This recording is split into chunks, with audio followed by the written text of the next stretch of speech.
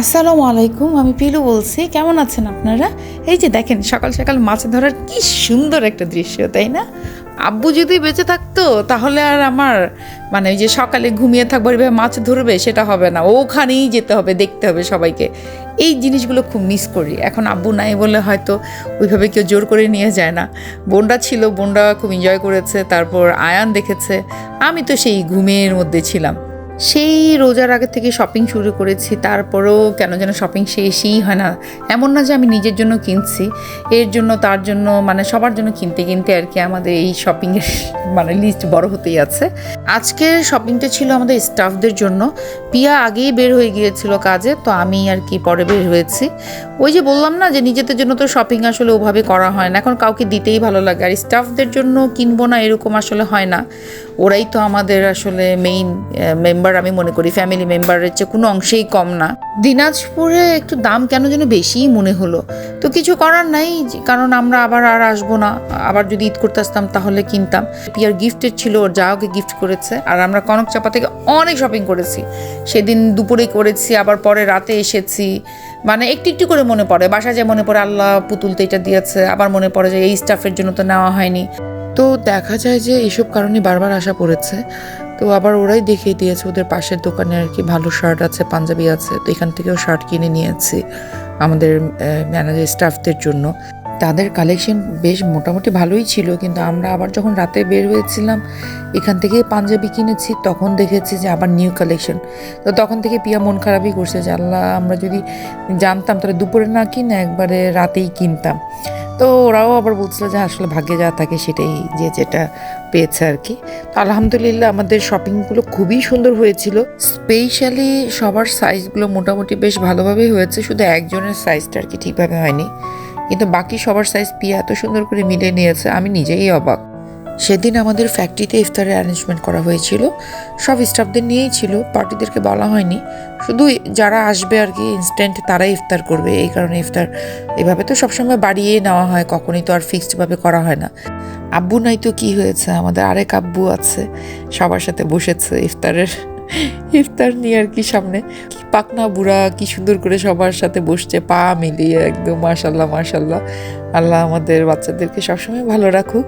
আলহামদুলিল্লাহ ছোট্ট পরিসরে আমাদের পুরো স্টাফ নিয়ে খুব সুন্দরভাবে একটা সুন্দর ইফতারের আয়োজন ছিল এবং সম্পূর্ণ হয়েছে। আর সন্ধ্যার দিকে এরপরে এই যে সবাইকে গিফট দিচ্ছি, সবাই খুব খুশি। ওরাও দেখি শখ করে ভিডিও করছিল। মালিক বলে যে সবসময় একদম গুরুগম্ভীর হয়ে থাকতে হবে বা বকাঝকা করতে হবে এরকম মালিক তো আমরা অবশ্যই না। যারা সিনিয়র তাদেরকে আমরা এখনও সম্মান করি, কাকু করে ডাকি, এবং যারা নতুন আসছে তাদেরকে আমরা অনেক স্নেহ করি। তারা অনেক কমফোর্ট ফিল করে আমাদের কাছে যে কোনো প্রবলেম নিয়ে বলতে। আর অনেক আছে 20-25 বছর ধরে, বা 20 বছর বা 15 বছর উপরে, তারা তো আমাদের একদম ফ্যামিলি মেম্বার হয়েছে। আর এই যে হয়ে গেল আমাদের হাজি মার্কেটের 1 কাপ চা খাবো না অফিসে এসে, এটাও খুব কম হয়েছে।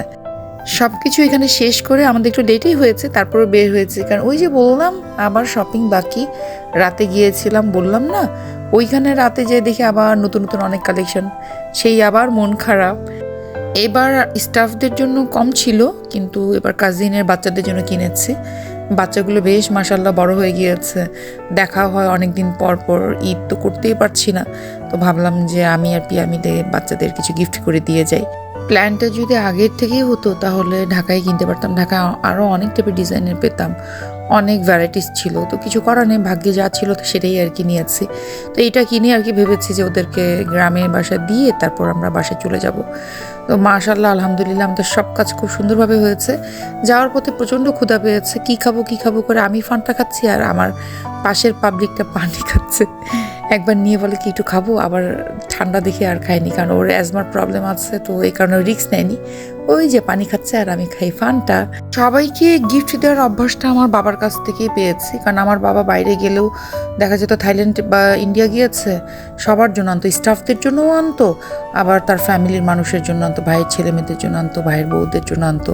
তো এই অভ্যাসটা আমরাও পেয়েছি, মানে স্টাফদের দিব না বা কাজিনের বাচ্চাদের টুকটাক যে দেয়া বা কাজিনদেরকে দেয়া, এটার মধ্যে একটা আনন্দই আমরা অনুভব করি, এটাও আমরা পেয়েছি বাবার কাছ থেকে। আর আলহামদুলিল্লাহ এটার মতো যে শান্তি আর বোঝাতে পারবো না, কাউকে দিয়ে যে একটা শান্তি থাকে সেটা সবাই বুঝবেও না। এই যে মালাকে দিয়ে দিলাম গিফট, আর পাশে থেকে মেহজাবিন দেখতেছে যে ওর জন্য তো কিছুই নেওয়া হয় নাই।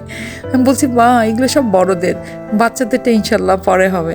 তো আমার ব্লগটা আজকে এখানে এই পর্যন্ত শেষ করছি। আমি বারবারই এখন থ্যাঙ্কস জানাই যে আমার দাদিকে, আমার বাবাকে, আমার বাবা মা আমাদেরকে খুব ভালো শিক্ষা দিয়েছে বলে আমরা এখনও সেই পথে আছি আলহামদুলিল্লাহ। এভাবে যেন আমার বাচ্চাদেরকেও রাখি, আপনারা দোয়া করবেন। আজকে এখানে শেষ করছি, টাটা, বাই বাই।